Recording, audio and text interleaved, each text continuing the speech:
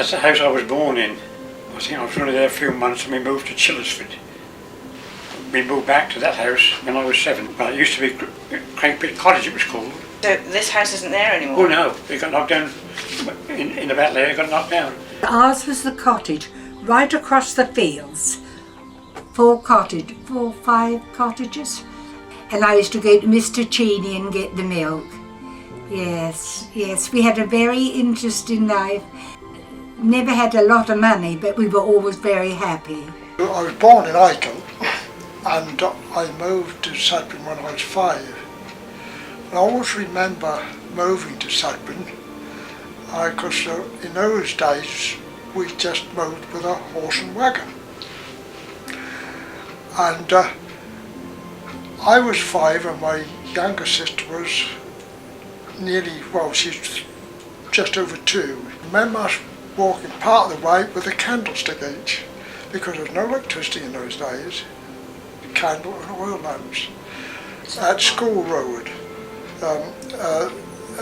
part of obviously the house is still there. I only saw it the other day and it basically exactly the same as it was in 1932. The Brown boys, I knew the Brown boys because they lived almost opposite us, you see, at Sudbourne. Just a little memory of her. The school was up at our house when she lived in Sudbourne. She lived in School Road, and we just popped across at lunchtime and she said, "Have you been a good boy then, Charlie?" I said, "Yes, Grandma, because I have." Well, she said, "Here's a penny for you then." And did we appreciate that? That was just like gold to us. I remember George Gardner very well, very well.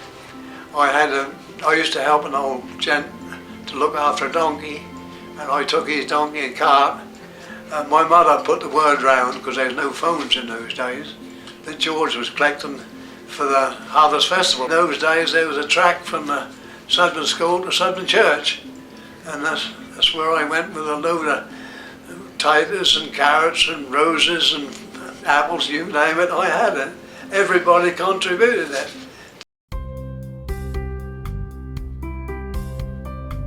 You've got to remember that, like most of the people my age in the village, apart from a Sunday school outing, Orford was about the nearest place, the only place you went to. I can remember going to Woodbridge once, to the cinema with a busload. That was probably from the church or chapel, to see Robin Hood and his merry men. Outings. Oh, and I can remember going to Albury Carnival over on the ferry. It was then there.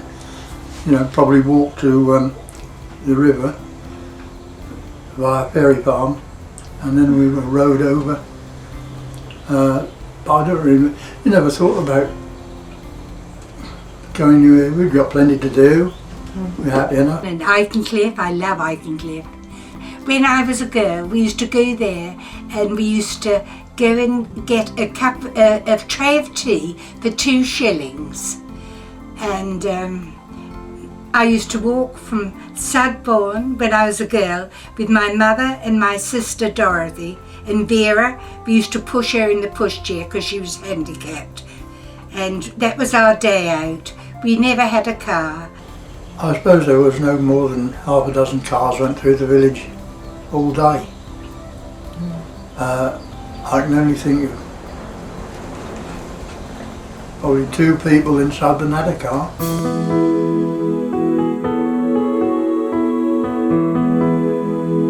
This little pin here, this is what he used to take off me mum, and he used to bend that with a pair of pliers, but my hook he never used to bend too much, and my dowel always used to go off. But his, he used to bend it down further, and he used to say, "Oh, I've got 20. I said, "Well, I've only got about 5, so it went for quite a number of years before I could realise that. And they used to feed the rabbits on the outside and put a wire in to stop them going back before the shoot. And they have shot as many as 1,000 rabbits in the morning. I used to ride home with a horseman and help to unload the rabbits and go back in the afternoon and get another 500.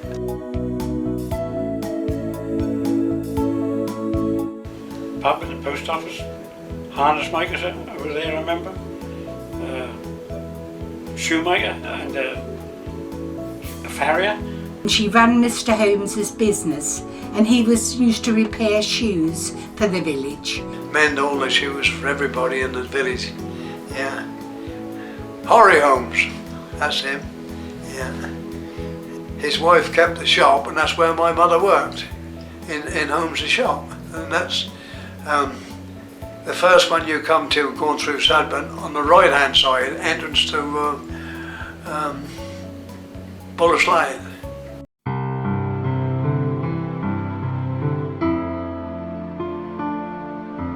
I used to go and help my aunt when I was a girl, when she had the village shop.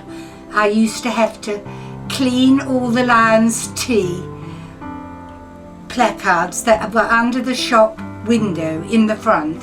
I used to have to wash them, wash the doorsteps, scrub the doorsteps, polish through her house, and she used to give me 6pence for a Saturday morning. If she was good-tempered, she'd give me a shilling. It was my job on a Saturday morning to go and get somebody's pony or donkey and take it up to Darney to shoe the ponies. Why it always fell on me, I don't know, but I always got the job. Whether that's my old granny putting the word round again, I don't know. That's where the 3 school teachers lived there. Miss Arthur, Miss Webb and Miss Pye. And Miss Pye I started off with her. Moved up to Miss Webb and then on to Miss Arthur. Miss Arthur always kept a cane on top of the cupboard. And when she got that, looked out. Mrs. Holmes was the headmistress, I remember. I didn't mind school, you know. I was there when I was 7 till 11, you see, and then we went to Orford. And then at 10 we had a bicycle, and we were sent to Orford, and that was lovely. Yes, domestic science we did. We used to learn cooking, washing. Oh, it was wonderful. Really was good. I really thoroughly enjoyed it. I couldn't have enjoyed anything better. I went to Sudbourne School until I was 11, and that was when the Orford School was made an area school, and we had to get on our bikes. Luckily enough, I'd been revocation with my grandfather, and I got a shilling a day, and I saved these shillings up. And my first bike was a Hercules, cost me £3.17 and 6pence. And I got it from Friend's garage at Orford, and he gave me 6pence back, so I thought I was doing well.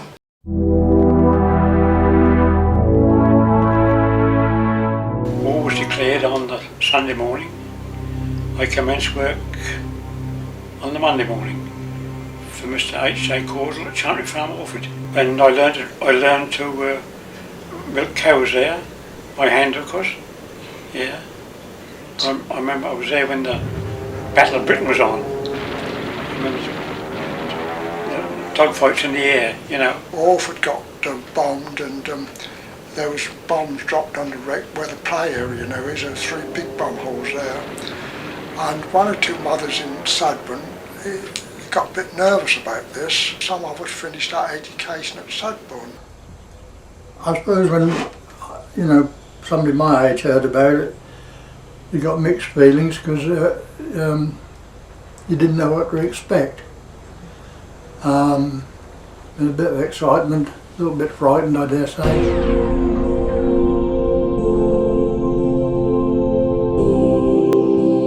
Hoeing sugar beet there about mid-June, and there was an army officer walked across the field to us, and he wanted to know if the boss was about. I said, well, we really must know, you know, it's urgent. So we said, why? So he said, well, the army has taken this over and you all have 14 days to clear out. And we had to find somewhere quite quickly. Mm. It was a big upheaval for us as a family. We got not only find a house and a job, you see. About a month before we left, he just bought me a small pony, and that had to go. everybody was traumatised really, but they did eventually give people longer. I'm not sure, but I think at the end of the day we had about a month. The dogs came with us. We had two, I think.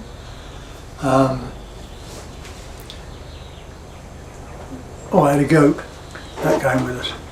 Yeah. But we were finished up at Otley, and we worked there for a couple of years, but Dad didn't like it because he was bred and born in Aiken, and he's done all his farming on sand, and Otley was yellow clay, and so we moved back to Silversford. But with a man with two sons, it wasn't too difficult because they could put three workers in a toy cottage.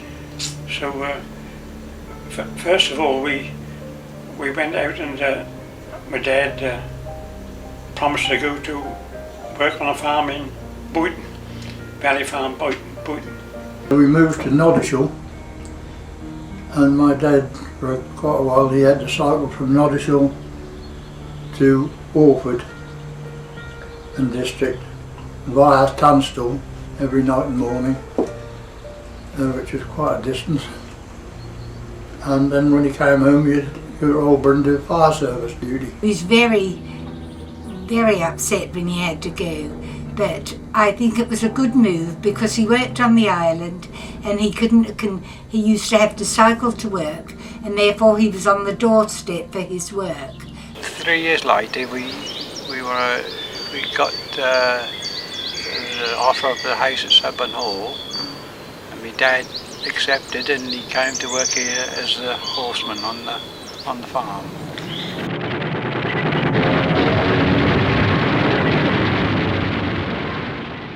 It was Officer's Mess, and it was very interesting to my father because he was invited round for a drink quite often by the officers and the troops, and he used to come out nights and never gave a dance with them. The tanks used to go straight through onto the road and right through to Sudbourne, and that was what they call a battleground, the battle area, practice area. There was a line of guns up there, and they were called boofer guns, and they used to shoot at the doodlebugs coming over the North Sea, coming over. Because she worked on the field in Tunstall with bullets flying over her head. I remember one day we were on the ground singling out, I don't know whether they were sugar beet or carrots or something. We were crawling along the ground, and these bullets were whizzing over the head, over our head. Could hear them, and they were coming from Valley Farm across to Aiken and Sudbourne, which was quite scary really. That's where the bomb dropped somewhere. It may have been one or two, we can't remember, can we? No, I think there might have been two. But it dropped, and it shattered a piece of the York stone off there. The Stratland, we'll show you now, it flew from there. The Wellingtonian tree where it burnt a hole in the actual bark about 9 foot high. Now, as it's 64 years on, it's all grown up like ivy, stood black like that for many a year. When the army used to queue up and they used to have the film show, because I always remember a boy, they always used to shoulder me up and put me at the front. But can you think at the further end of the main mission hut they had was a miniature battle school, all marked out with sand. And when we're sitting in the picture sometimes, the siren used to go. Oh dear. And they said, well, had we better stay or can we keep in here, do you think? I think most of us kept in because the picture was quite interesting. Oh, I see. Good. There was a few nights when you didn't sleep, with planes going over. They didn't drop many bombs around here. I think if we got a bomb around here, it was if a German plane was hit and they wanted to dump them anywhere and get back. I'm going to show you now where I first saw my first Dougalbug. It's now gone over to Orford Nest, and I came out and I looked and I can see the light as in my mind now. It was just a red light making a terrible noise, and it's a flashing away. And I realised, I thought to myself, well, I didn't say anything because I wasn't old enough to realise, but I think my dad must have said, keep going, old boy, keep going. And you'll find you'll hear a little noise later on. And when it got further out, you could just hear the Beauforts open fire on the Orford Ness. And I'm sure that's where they shot it down. Well, it's a terrific explosion, as I just said, and it was over by Orford. And it happened to be that we found out afterwards that was a landmine. And it was one of the biggest explosions ever happened in this area. And it our corner here, and it also cracked many panes of windows right down the section of greenhouses. The army were at Sudbourne Hall, Scottish regiment I think. What I can remember most about them was Sunday mornings they had church parade, and sometimes a couple of bands march up to I was in the choir, and had a civilian service, and the military came up with these bands and more or less filled the church up again after our service, which is fascinating for somebody like me. I like music anyway. They did, before we left, they did manoeuvres around the village and on the fields and woods. I remember Mum taking them out with mugs of tea and things. The army in the hall, they decided they were going to spray the oil to kill the flies. And they sprayed all the way. You can see the oil on the top of the water. Because it killed all the fish, didn't it? The fish just laid on top of the water, and that really spoiled the things for us, spoiled our sport anyway for a long time. Do you ever get to talk to them? We weren't allowed to.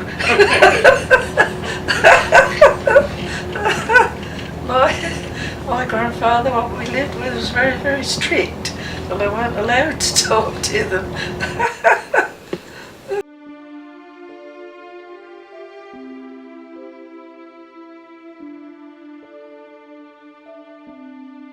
Then the war came, and I went to Hindlesham Hall in the Red Cross with the soldiers, and that was very interesting.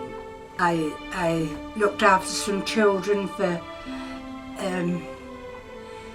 a pilot for de Havilland. He was a test pilot for de Havilland. Up to Ipswich for my medical exam for the forces, and they said, what do you want to go in? Well, I didn't want to go in the army because I heard all my dad's stories about the war, so I didn't. The thing at the time was the Bilcreen Boys, RAF. They called them the Bilcreen Boys. So I said, I'll go in the RAF. And they said, no, you can't go in there, we're full up. It's either the army or the navy. I said, I'll go in the navy then. So I had to go back Ipswich again and had more tests. And I passed my test for the Navy. He said, we'll call you in 2 weeks. And I was off into the Navy. But in that 2 weeks, Ernest Bevan called his ballot.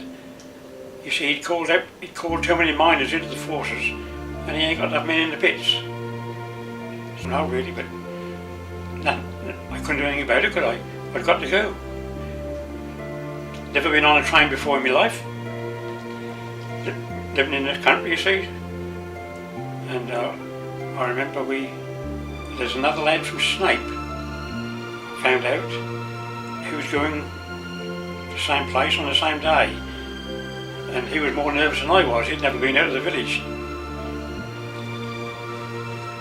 It was hard work. But being brought up on a farm, I was used to hard work. And it didn't affect me like it did some.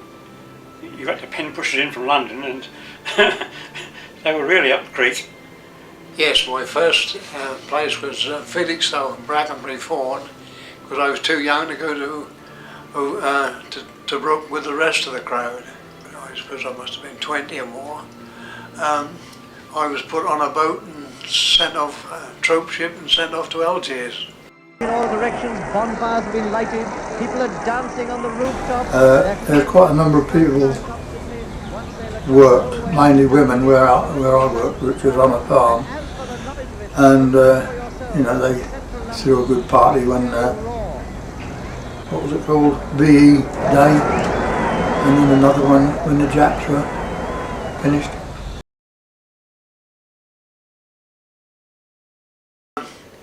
She was the instigator of getting the people back to Sudbourne, and she went to the House of Commons with her oldest son Fred and Mr Youngs from the corner farm and an MP at the time, and she told them up there that they'd had our house all through the war and it's time she had it back. And she didn't want distemper on the walls, she wanted paper what they left, and she also wanted the gardens how they were left, and in a very short time everything sort of happened, and the Ministry of Works has got a team and doing the houses and gardens for the people that want to go back to Sudbourne. Well, as you can see by the picture here is my dear old grandmother. I'm right in saying, I think my brother will back me up with this, I think Grandma was one of the first back in Sudbourne. One of the first ones back, yes. This photograph was when we came back to Sudbourne. That was a reunion and a celebration.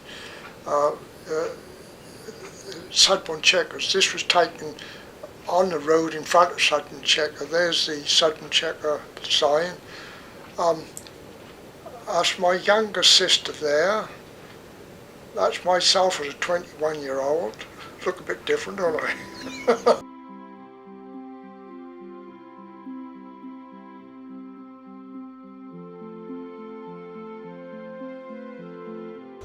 I don't think too many people come back. They were settled in a job. All the people my age, I don't know how many there would have been, but they would have been settled in a job elsewhere. When I was little, my father's brother lived here before the war. He was the Baptist minister here, and he was also a builder, because they were evacuated. And then after the war, my father came out of the army. He hadn't got a job to do, so he came and helped his brother, and then that's why we moved here in January 1948. The only thing that I can remember is, and it's a very vague memory, and one of my earliest memories, of course, was my one and only visit into the school, and there was people dancing and a Union Jack hanging up, and I can't remember anything else. I was only 2.5, so I suppose that's pretty good.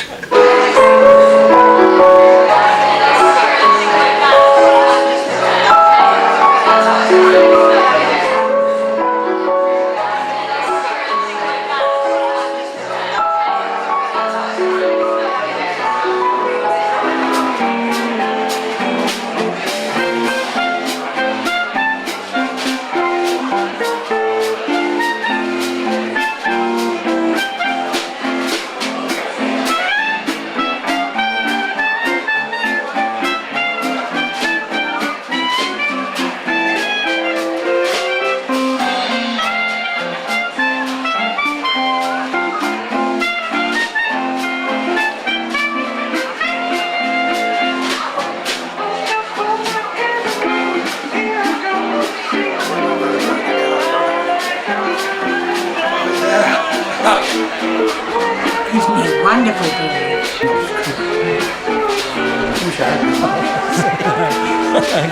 Can't remember that.